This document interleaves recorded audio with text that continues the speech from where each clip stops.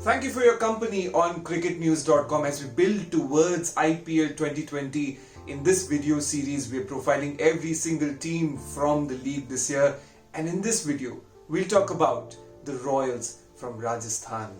When you think about the Rajasthan Royals, you think of a nursery, a place where players come in at a young age and this wonderful group of mentors groom these players from a tender age, and they tend to grow and develop and make great laurels for themselves, and they somehow move on to other franchises or move on in their pursuit of their careers.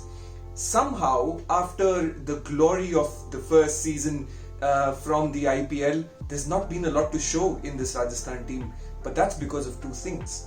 One is obviously their dedicated efforts to grow young talent, and also because of their connections off the field in their management setup and their connections to England and Australia with the ownership, the reliance of foreign contingent from these two countries, which has often led to unavailability of these foreign players. But when you look at these foreign players, right, when you look at the contingent that's there on offer, you wonder, wow, Rajasthan, this is absolutely incredible.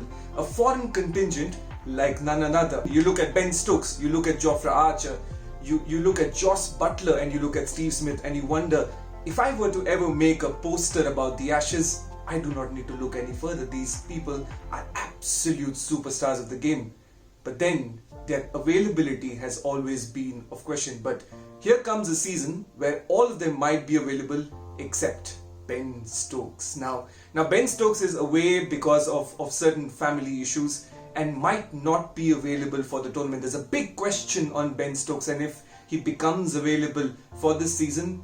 But then if he doesn't, we could see Rajasthan really struggling. If you look closely into the foreign contingent, you'd realize that a whole bunch of these names that were acquired by Rajasthan were largely for replacement purposes, more like backup options for the big four that will go on and nearly play every game in an ideal scenario. So the options that Rajasthan have gone on to get were Andrew Tye, O'Shane Thomas, Tom Curran, David Miller, and these are incredible names, mind you. But where will all of these get a game if the preferred four start every single game is the question. Now the other side, when you talk about the Rajasthan side, you tend to look at the youngsters. And here are the youngsters that Rajasthan have acquired.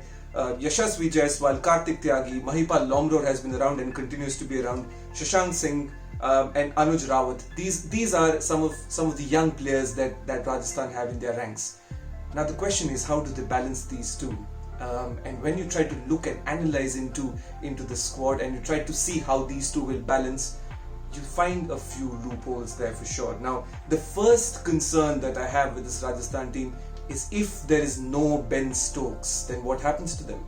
Does David Miller come in? Now, we know that David Miller is a pseudo legend of the IPL, but has been subpar for Kings 11 Punjab as well. So this could be a new season of reckoning for David Miller, but what if is it not?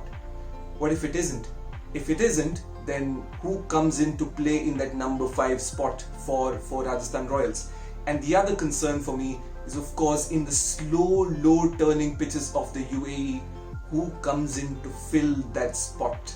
Now we obviously have Shreyas Gopal, who's undoubtedly one of the best spinners in the IPL, strictly speaking in terms of stats. But then who comes in support for Shreyas Gopal? And I think there's a big question mark there. Now here's my ideal Rajasthan Royals 11. I think I'm going to look at this from an availability perspective and just try to pick this 11 on the basis of the 4 being available throughout the IPL. The 4 being, of course, Buttler, Stokes, Smith and Archer. Now I'll go at the top with Buttler and Yashasvi Jaiswal. You'd like to wonder if Robin Uthappa opens the batting with Buttler, but I think Yashasvi Jaiswal has been bought with purpose. They've paid in excess of 2 crore rupees for this young lad, and I think he will definitely figure for the Rajasthan Royals up front. You have Steve Smith, who comes in at 3, I think, ahead of Sanju Samson. I would like to see Steve Smith get a little bit more of game time. He takes some time to get going, but once he does, he can be destructible. So you have Smith, you have Samson, and then you have Ben Stokes. In the event of Ben Stokes not being available, You have David Miller who comes in. An option between Robin Uthappa and Mahipal Lomror again in that number 6 position. Lomror offers a few overs with the ball as well, so Rajasthan could be tempted to play him. Riyan Parag is a darling of the team, so he goes in next. And then Shreyas Gopal comes in at 7, offers great value with the bat as well, absolutely irreplaceable.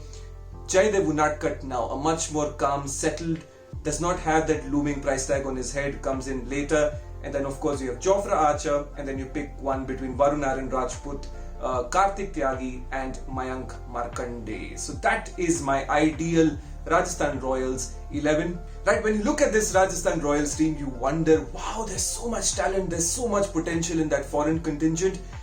But I will be having my eye on Sanju Samson this year now.